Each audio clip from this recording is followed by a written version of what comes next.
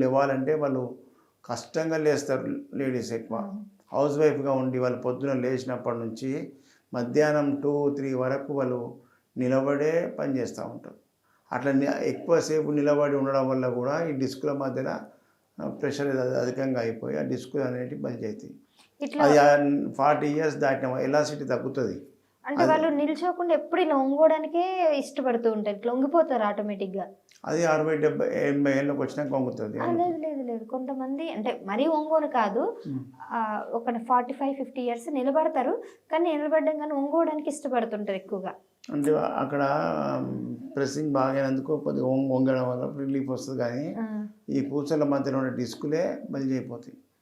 వాటికి అలోపతి వైద్యంలో, ఇతర వైద్యంలో ఆపరేషన్ చేసి వాళ్ళు డిస్కులను అంటారు. కానీ హోమియోపతి వైద్యంలో కొద్దిగా రెస్ట్ ఇచ్చి మందులు వాడినట్టయితే మళ్ళీ డిస్కులు ఎలాసిటీ పెరిగి